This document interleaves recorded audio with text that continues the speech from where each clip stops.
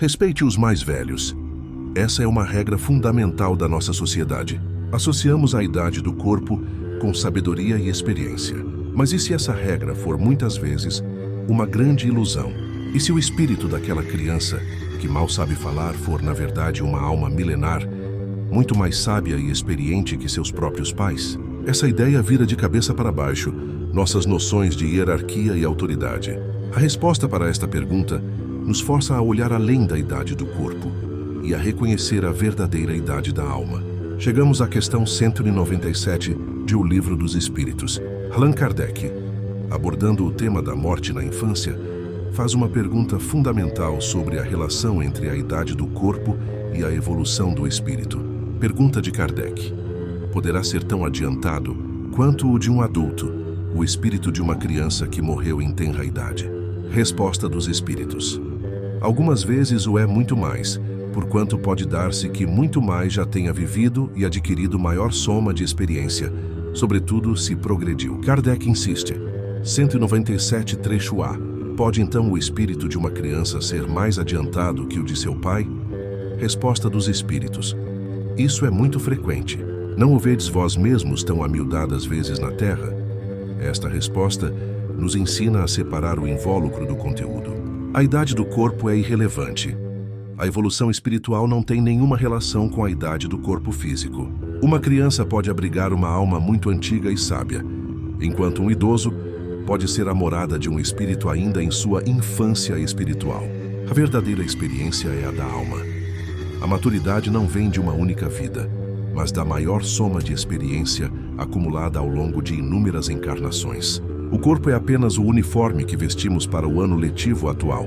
Ele não define nosso nível de conhecimento. Filhos mais evoluídos que os pais é muito frequente. A resposta confirma que não se trata de uma exceção rara. É comum que espíritos mais adiantados reencarnem no seio de famílias com espíritos menos evoluídos. Isso pode acontecer por dois motivos principais. Missão: para ajudar no progresso moral daquela família, servindo como um exemplo de amor, paciência ou inteligência. Prova para os pais: para testar a humildade dos pais, que precisam aprender a respeitar e, por vezes, a aprender com a sabedoria inata de seus próprios filhos. Imagine uma universidade.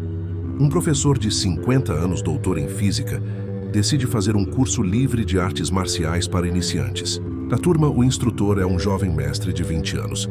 Na vida social, o homem de 50 anos é mais velho e experiente. Mas dentro do tatame, quem é o mais adiantado?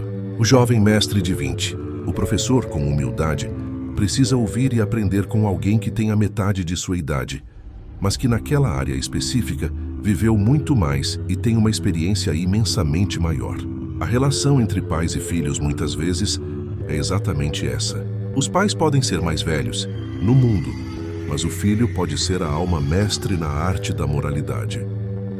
Como aplicar? No dia a dia, observe e aprenda com as crianças. Pare de ver as crianças apenas como seres a serem ensinados. Muitas vezes a pureza, a lógica, a falta de preconceito e a sabedoria inata delas são lições diretas para nós, adultos. Pais, pratiquem a humildade.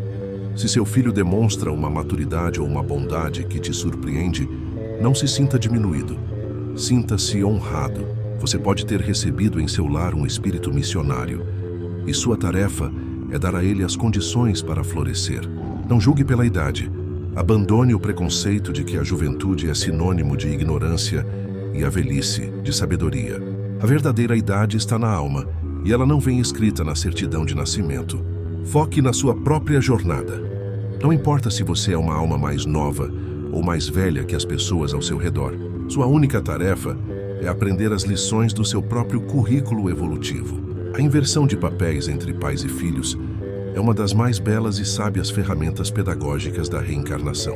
Ela nos força a quebrar o orgulho e a compreender que a verdadeira hierarquia não é a do sangue ou da idade, mas a do mérito e do amor.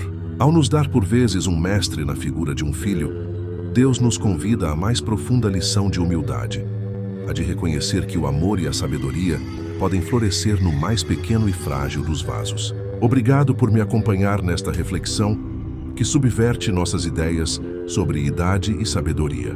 Que ela nos inspire a olhar para cada criança com mais respeito e a estarmos abertos para as lições que elas, almas muitas vezes milenares, vêm nos ensinar.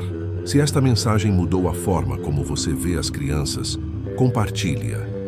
Muitos pais e educadores podem se beneficiar ao entender a profundidade espiritual que pode existir por trás de um rostinho infantil. Aos novos por aqui, sejam bem-vindos. Lembre-se, quando for conversar com uma criança, tenha sempre em mente que você pode estar diante de uma alma muito mais antiga que a sua. Escute com o coração.